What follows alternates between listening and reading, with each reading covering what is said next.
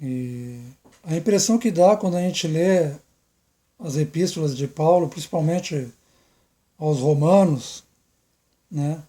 Capítulo 7, a impressão que passa é que a graça de Jesus parece que não alcançou a Paulo, né?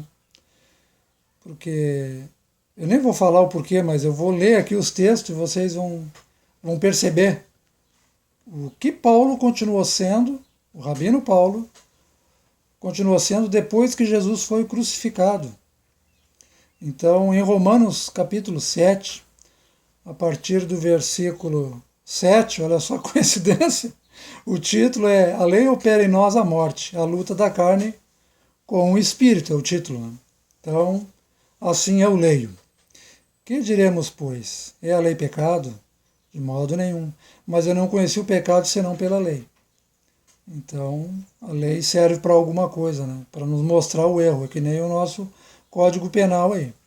Porque eu não conheceria a concupiscência se a lei não dissesse, não cobiçarás. Só que interessante.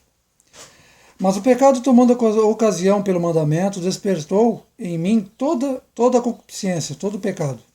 Porquanto sem a lei estava morto o pecado.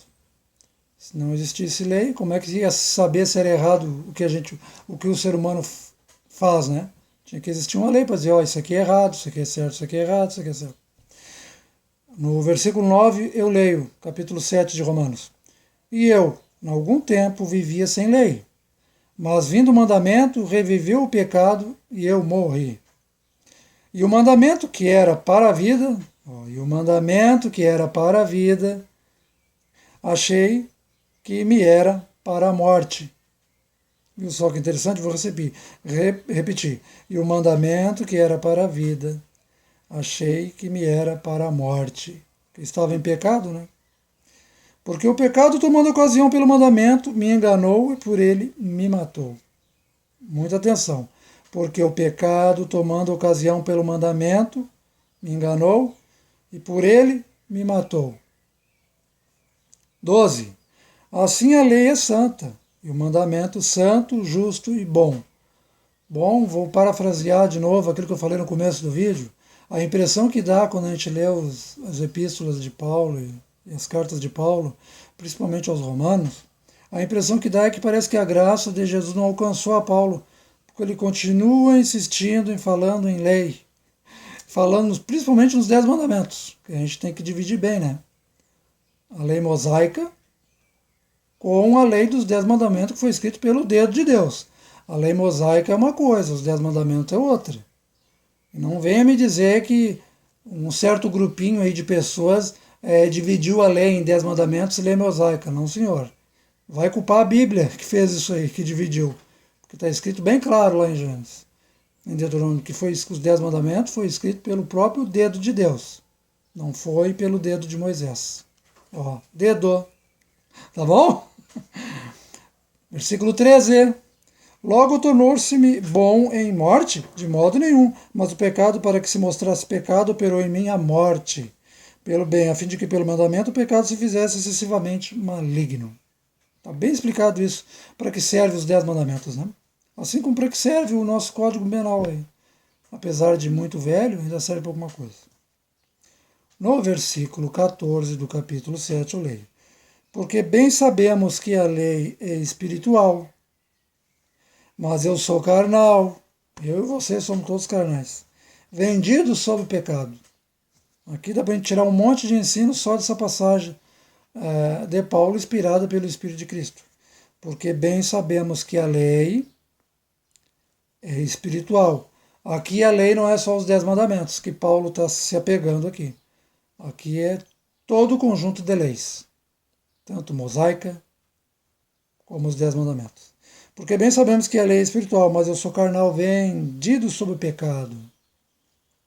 Porque o que faço não aprova, que Paulo já estava entrando quase em loucura. Pois o que quero, isso não faço, mas o que aborreço, isso faço. Muitas das vezes a gente se depara com esse mesmo dilema, né? Eu quero fazer o bem, não consigo, eu quero servir a Deus, não consigo, mas tem uma lei dentro de mim que batalha contra o espírito e diz, não, siga a lei da carne, a lei da vontade, a lei da concupiscência. Todos nós somos assim. Eu sou assim, o padre é assim, o papa é assim. Você, os vizinhos aqui do meu lado são assim, eu sou assim. Tá bom? Fica essa luta constante. E a luta é maior ainda quando você tira para seguir a Bíblia. Aí o choque é maior ainda. Quem não tem luta com a Bíblia está em paz com o mundo, está tranquilo. Porque para ele tanto faz beber, matar, roubar, não tem problema, ele não tem conflito na mente dele. Ele está legal, ele está numa nice, ele é alegre. Resumindo, o cara que não segue a Bíblia, ele é alegre aqui nesse mundo, porque ele faz as coisas do mundo. Entendeu? Faz as coisas que o mundo oferece para ele. Então ele é alegre, ele é contente. No ponto de vista mundano. No ponto de a alegria do ponto de vista bíblico é totalmente diferente. Tá bom? E se faço o que não quero, concito com a lei que é boa. Versículo 16.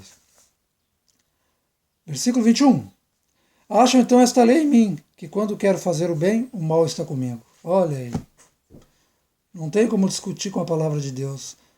Paulo aqui está dizendo tudo o que ele sentia a respeito dos 10 mandamentos, da lei mosaica, a respeito com a carne dele. Ele não está anulando. Paulo é um rabino, nunca deixou de ser judeu e seguiu a Cristo. Até o fim, tá? Porque segundo o homem interior eu tenho prazer na lei de Deus. Eu também tenho. Eu amo a lei de Deus. Quem é que não ama? Não matarás, não roubarás, né? Não servirá a outros deuses. Não minta, não roube, não trafique, não roube. Não faça, não minha, não diga injúrias. Está tudo ali dentro desse contexto. Né? Lembra-te do dia do Senhor. Só existe um dia. Como só existe um dia do meu aniversário. Só existe um. Tá bom?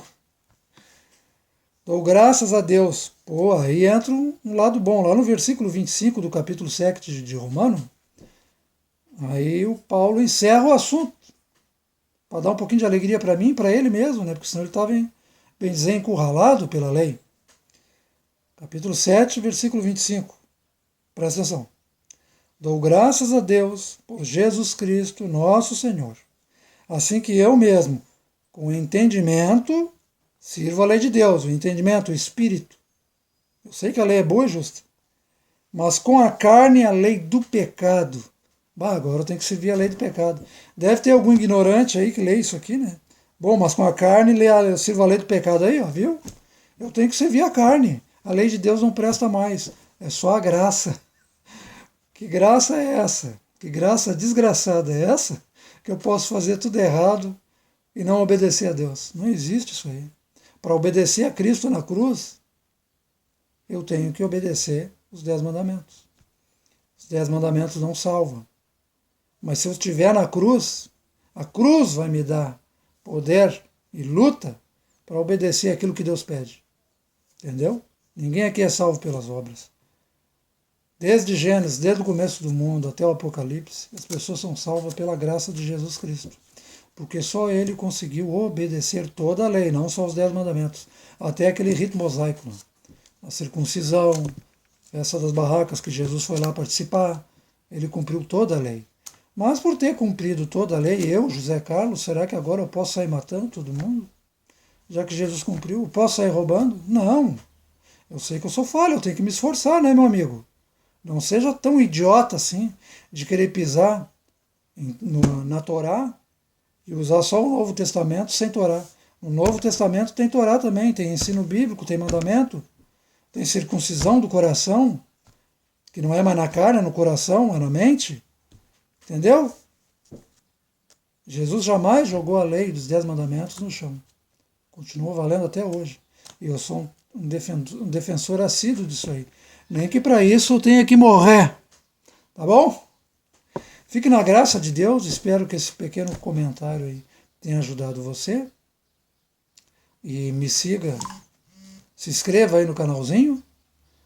E que Jesus Cristo abençoe o teu estudo bíblico. Porque não adianta só ler a Bíblia e não ter estudo. Tem que estudar. Adquira outros livros que expliquem a Bíblia, como eu faço aqui.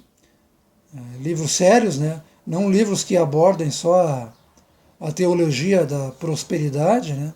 Não livros que abordem somente a graça sem obediência. Não compre esses livros. Vou citar alguns aqui de alguns autores. Sila Malafaia, R.R. Soares, Edir Macedo, Valdemiro. Essa gente aí que defende a graça sem obediência. Não estou defendendo aqui os guardadores do sábado. Mas eu guardo o mandamento do sábado. Não estou aqui para defender placa de igreja, porque todas elas têm um bem comum, essas placas aí. É arrancar dinheiro, ganhar dinheiro com a sua fé. Ganhar dinheiro com algumas verdades bíblicas. Tem que ser toda. Eu não vou dizer aqui que eu não aprendi muita coisa com os judeus messiânicos, com o rabino Mateus Andona aí da internet, que eu acho muito bacana, com também o Leandro Quadros, que é adventista, com o Rodrigo Silva, que é adventista, com o canal Novo Tempo. Tenho aprendido muita coisa boa lá. Eu aconselho a vocês a ir lá também. Tá bom? Os livros de Ellen White, excelentes livros, mas quando fala em dízimo ali, do jeito que é ensinado hoje, não. Tá bom? Fiquem com Deus, fiquem na paz de Cristo e que Deus abençoe vocês, tá bom? Não quero aqui abrir uma nova igreja. A igreja já está aberta, foi Jesus Cristo que abriu. Temos que ficar só nessa. Para de inventar plaquinha aí, tá? Amém? Até o próximo vídeo, quando eu tiver um tempinho, eu posto aí. Tá bom? Tchau, fiquem com Deus.